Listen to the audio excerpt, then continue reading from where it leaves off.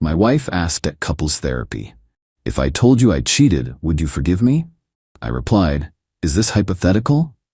Then she confessed everything. 2 affairs, 3 years total. When I stood up, thanked the therapist, and walked out.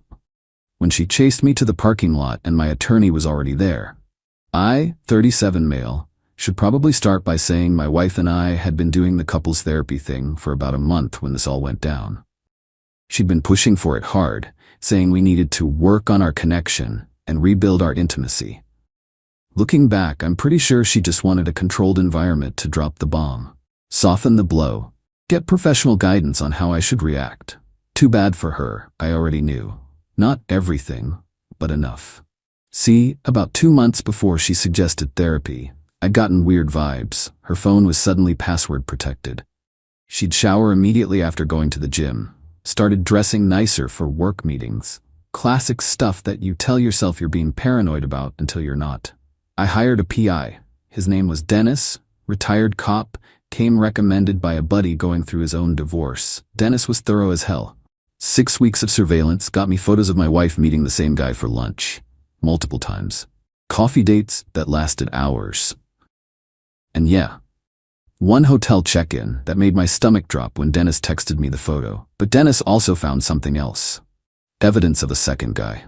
Older trail, took some digging through her old phone records I still had access to, but there was a pattern going back years. 2 affairs, at least. Maybe more. I didn't confront her, didn't blow up, just collected evidence. Talked to a lawyer, made plans. When she suggested couples therapy, I agreed immediately. She looked almost surprised that I didn't push back. "Really? You'll go?" "Yeah," I said. "If it helps us, I'm all in." She hugged me, actually hugged me, and said she was so glad I was willing to fight for us. The irony was suffocating. So we started sessions with Dr. Patricia Wells. Nice lady, early 50s, very calm energy. The first few sessions were basic stuff. How we communicate, childhood family dynamics, what we each need from the relationship. My wife played her part perfectly. Vulnerable but hopeful, committed to growth. I played mine too. Concerned husband wanting to understand where things went wrong. Session 4 was today, and I knew it was coming because she'd been extra nervous all week. Fidgety. Checking her phone constantly. She was building up to something. We settled into Dr. Wells's beige office with the fake plants and motivational posters. My wife kept glancing at me with this weird expression, guilt mixed with determination. About halfway through, during a pause in conversation, she just blurted it out. "I have a question." She turned to face me directly. "If I told you I cheated, would you forgive me?" Dr. Wells leaned forward slightly, in full therapist mode. I kept my voice level. "Is this hypothetical?" My wife's face crumbled. Started crying immediately. "No, it's not. Here we go. I've been seeing someone from work," she said through tears. "His name is Trevor. It started last year. I didn't mean for it to happen. It just did." Dr. Wells did her therapist thing, asking gentle questions, creating space for confession. I just sat there, waiting. "Is there anything else?" Dr. Wells asked. My wife nodded, crying harder. "There was someone before Trevor, a guy named Liam. That was longer. Almost 3 years. It ended when he moved for a job." 3 years. Most of our marriage. The room felt like it was underwater. Dr. Wells was saying something about processing feelings and working through betrayal, but I wasn't listening. I stood up. Both of them looked startled. "Thank you for your time, Dr. Wells," I said calmly. "This has been very helpful." "Wait, we should talk about what comes next," Dr. Wells started. "I think we're done here." I grabbed my jacket. My wife jumped up. "What? No, we came here to fix this. You came here to confess and get my immediate forgiveness in a controlled setting," I said. "I came here to confirm what I already knew." Her face went white. "What do you mean?" "I mean I hired a PI 2 months ago. I know about Trevor and the hotel visits, found evidence of Liam too. Today just made it official." I walked out. She chased me into the hallway, heels clicking frantically on the tile floor. "You knew? You've been pretending this whole time?" "Yeah. Needed you to admit it on record. Dr. Wells has to document everything discussed in session. Makes the divorce paperwork much simpler." I hit the elevator button. She grabbed my arm. "Divorce? We can work through this. That's why we're here." The elevator arrived. I stepped in. "Nope, we're done." She tried to follow me in, but I blocked her. The doors closed on her shocked, crying face. Took the elevator down to the parking garage, walked toward my car. That's when she burst through the stairwell door, slightly out of breath. And that's when she saw him. Gerald Morrison, my attorney, standing next to his Lexus about 5 parking spots from mine. He was dressed in a full suit, briefcase in hand, and he was holding a manila envelope. My wife froze mid-step. "Who the hell is that?" Gerald walked over, professional smile in place. "Mrs. Thompson?" "Gerald Morrison, attorney at law. I represent your husband." He held out the envelope. "You've been served." She stared at the envelope like it was a live snake. "What is this?" "Divorce papers. Filed this morning. You're being officially notified." Her head whipped toward me. "This morning? But we were in therapy. You couldn't have known I've known for 2 months," I said. "Trevor, Liam, the hotels, all of it. Today's confession just made the legal process cleaner." She looked between me and Gerald, face cycling through shock, rage, panic. "You set me up. You manipulated me into confessing." "You manipulated me for 3 years," I cut in. "I just documented the truth. Big difference." Gerald cleared his throat. "Mrs. Thompson, I strongly recommend you retain legal counsel immediately. All relevant information is in the packet. The preliminary hearing is scheduled for next month." She finally snatched the envelope from his hand. "You're insane. Both of you. This is entrapment or something." "It's called gathering evidence," Gerald said mildly. "Everything was obtained legally. The PI operated within all legal boundaries, and therapy session confessions are admissible." "This can't be happening." She looked at me with actual desperation now. "Please, can we just talk? Alone? Just 5 minutes?" "All communication goes through our attorneys now," I said. "That's how this works." I got in my car. Gerald gave her a polite nod and got in his. She stood there in the parking garage, still holding the envelope, mascara running down her face. I started the engine and drove away. Didn't look back. Not once. Update, week later. Holy hell, this week has been something. So first, the text messages. Started maybe an hour after I left the parking garage and didn't stop until I blocked her number 2 days later. Screenshots of highlights. "How could you do this to me? We took vows. I was going to end things with Trevor anyway. This is cruel and manipulative. You spied on me, that's literally a crime. I'll tell everyone what kind of person you really are." My personal favorite, "Your coldness pushed me into their arms. This is your fault too." Yeah, sure. I forced her to hook up with 2 different guys for a combined 3 years. That tracks. Sent everything to Gerald. He said keep documenting but don't respond. Radio silence is our friend. Then her mom called. That was a fun conversation. "How dare you humiliate my daughter like this? Serving divorce papers in a parking garage?" "Hi Linda, your daughter cheated on me with 2 different men over 3 years. Thought you should know the full story." Pause. "She told me about her mistakes. Couples go through rough patches. You work on it. You don't just throw away a marriage." She threw it away. "I'm just filing the paperwork." This is vindictive. She's devastated. She can't eat, can't sleep. She should have thought about that before the hotels with Trevor, or the 3 years with Liam. "Who's Liam?" "Oh, so my wife only told her about Trevor. Interesting. Ask your daughter about him. I'm done with this conversation." Hung up. She called back 6 times. I didn't answer. 2 days after that, my wife showed up at the house. Our house. Well, my house technically. I bought it before we got married. It's only in my name. She never contributed to the mortgage. I'd changed the locks the day after serving her. Gerald confirmed that was legal since she's not on the deed and we're separated with divorce proceedings active. She must have tried her key first because by the time I checked the security camera, she was already pounding on the door. I used the intercom. "You need to leave." "This is my house. Let me in." "It's my house. Your name isn't on the deed. Gerald sent you a list of times you can collect your belongings with supervision. Pick one." "You keep me out of my own home." "I can and am. You're welcome to call the police and show them the divorce papers citing your adultery. See how sympathetic they are." She stood there for another 10 minutes, alternating between crying and yelling. Finally left when my neighbor came out and asked if she needed him to call the cops for her. The next day, her sister called. I actually like Katie. She's usually reasonable. "Look," she said, "I'm not saying what she did was okay, but you're being really harsh. She made mistakes. For 3 years, Katie, with 2 different guys. That's not mistakes, that's choices. Multiple, repeated choices. She loves you though, she's completely fallen apart. She loved me so much she spent 3 years lying to my face while sleeping with other people. Silence on the other end. I'm sorry this happened to you, Katie said finally. I really am. She's my sister, so I have to support her. But I get it. This is really messed up. Thanks for saying that. Means something. We hung up on decent terms. Yesterday Gerald called with an update. Your wife hired an attorney, guy named Rick Foster. He's okay. Handles mostly straightforward divorces. What's he asking for? Half the house value, 3 years of alimony at $3,500 monthly, and for you to cover her legal fees. I actually laughed. Based on what?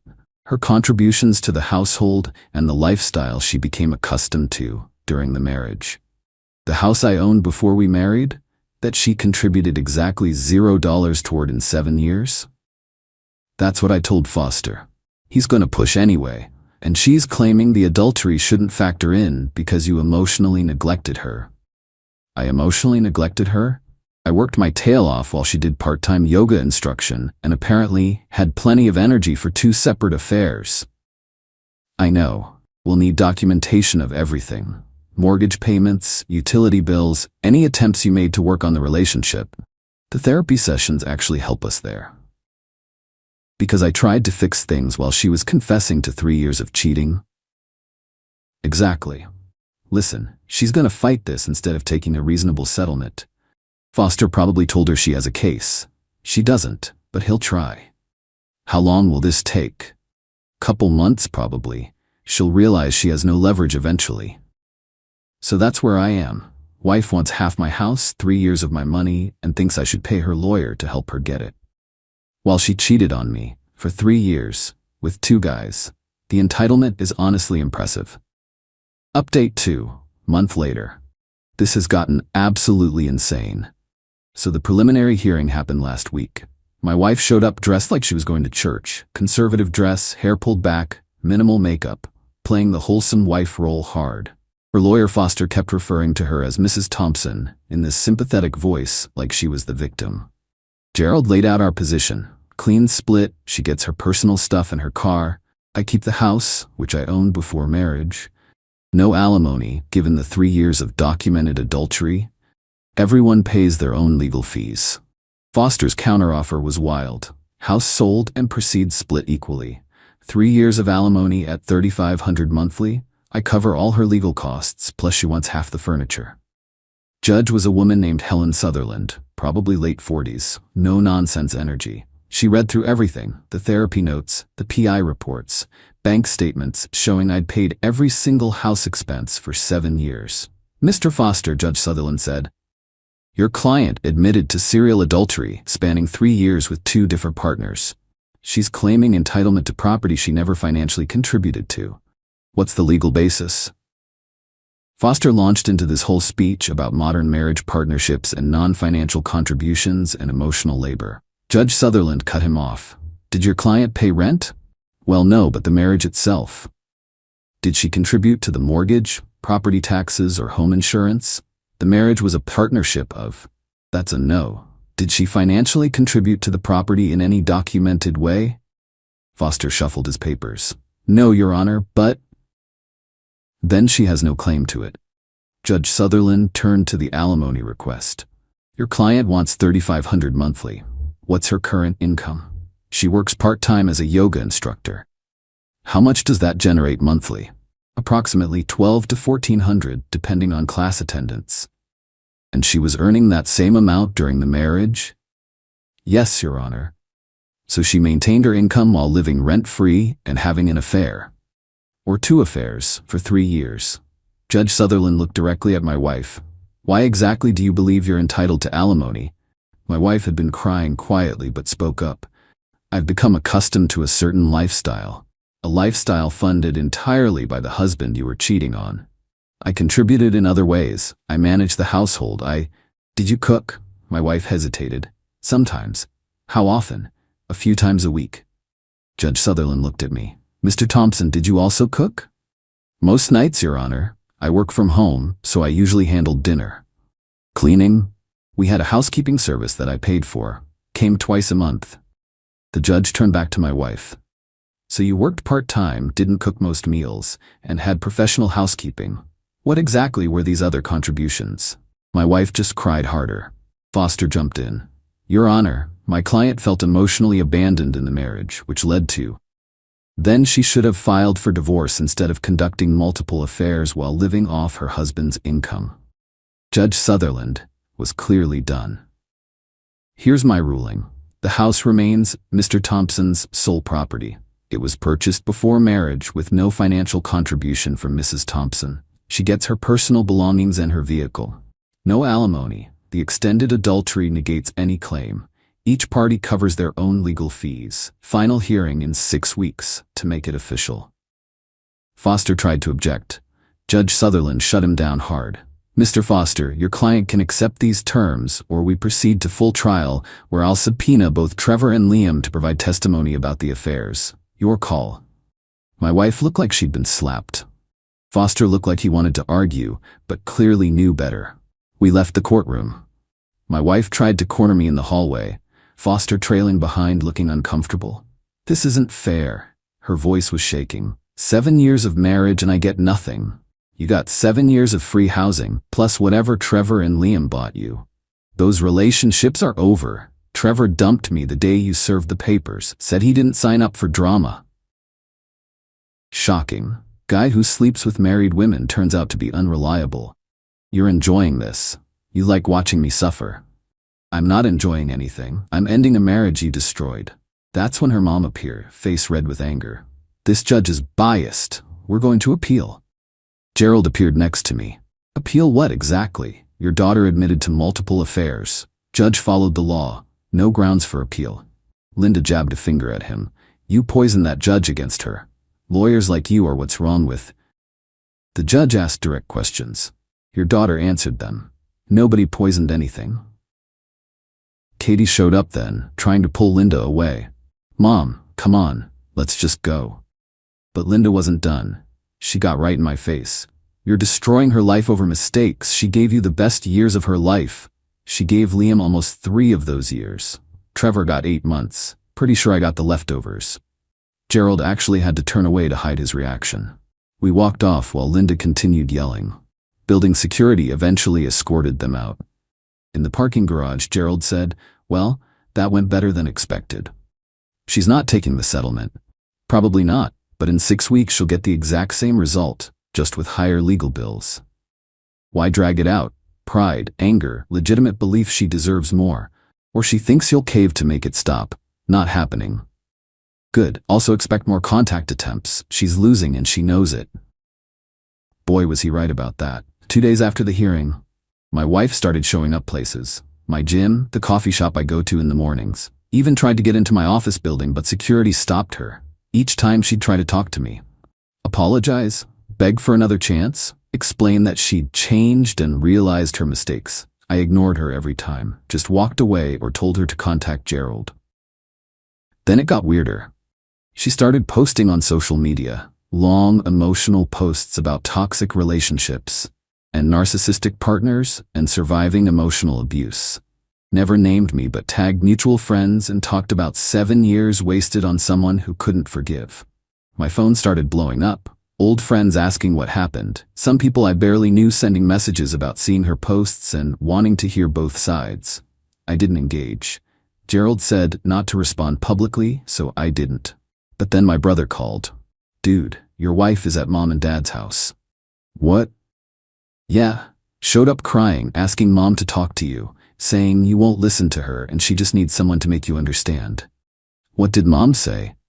What did mom say? Told her to leave. But she sat on the front porch for like an hour before dad threatened to call the cops. Jesus. Next came the work stuff. I started getting weird looks at meetings. Found out later my wife had contacted HR with some vague complaint about me creating a hostile work environment by discussing our divorce with colleagues. I hadn't discussed it with anyone at work. HR investigated, found nothing, dismissed it. But it was clearly an attempt to mess with my job. Gerald sent Foster a formal letter about the harassment, documented every incident, The stalking, the social media campaign, showing up at my parents' house, the fake HR complaint. Foster responded with his own letter claiming I was harassing her by refusing to communicate and turning her family against her. The audacity. Yesterday, my wife tried one more thing. She called from an unknown number. I answered thinking it was work-related. "Please just talk to me." Her voice was hoarse, like she'd been crying. 5 minutes, that's all I'm asking. All communication goes through attorneys. I love you. I made mistakes, but I love you and I want to fix this. You had 3 years to fix it. You chose not to. I didn't realize what I had until you lost free housing and the cushy lifestyle? Yeah, I bet. That's not fair. I hung up. Blocked that number too. The final hearing is in 2 weeks. Gerald says she'll probably accept the settlement at the last minute rather than go to trial where Trevor and Liam would have to testify. I'm just tired. Ready for this to be over. But at least I'm not the one who spent 3 years lying and is now shocked there are consequences. Final update. It's done. Finally. The final hearing was yesterday morning. My wife caved the night before. Foster called Gerald around 8 p.m. to say she'd accept the settlement terms. She showed up to court looking exhausted. Signed the papers without making eye contact. Judge Sutherland made it official in about 15 minutes. Marriage dissolved, effective immediately. Walking out of the courtroom, my wife stopped me one last time. "I hope you're happy now." Her voice was flat. "You got everything you wanted. I wanted a faithful partner, didn't get that.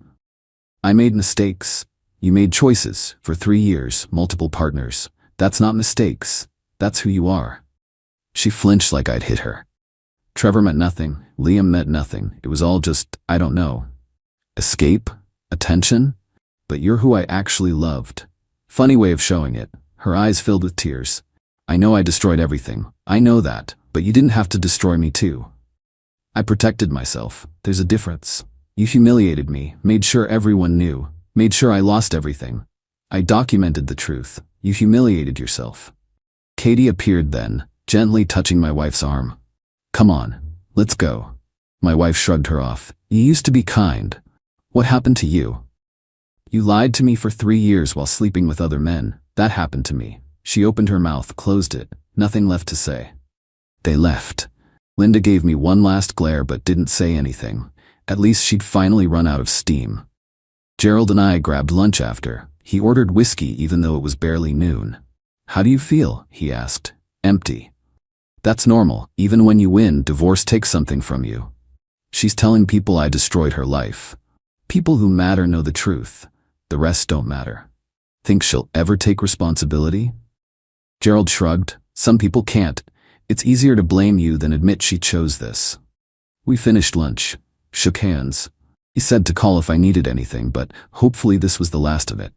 I drove home, to my house, legally and completely mine now, and just sat in the driveway for a while. 7 years. 3 years of lies, 2 months of evidence gathering, 6 weeks of legal battles, and now it's just over. My wife moved back in with Linda and her stepdad. Heard through Katie she's picking up more yoga classes to make rent money. Trevor's apparently engaged to someone else already. Saw it on social media before I unfollowed everyone connected to this mess. No idea what happened to Liam. The house feels different now. Quiet, but honest quiet, if that makes sense. No more wondering, no more checking her phone, no more pretending. I'm 37, divorced, starting over. Most of my friends are married with kids. I'm the divorced guy now. The one people avoid at parties because failed marriages might be contagious. But I'm also free. Free from lies. Free from someone who looked me in the eye every day while betraying me. She asked in therapy if I'd forgive her for cheating. The answer was always no. I just needed her to say it first. Needed documentation, needed the truth on record. Some betrayals you can't forgive, some lies cut too deep. The divorce is final. The house is mine. And yeah, maybe I'm not fine yet, but I'm free, and that's enough.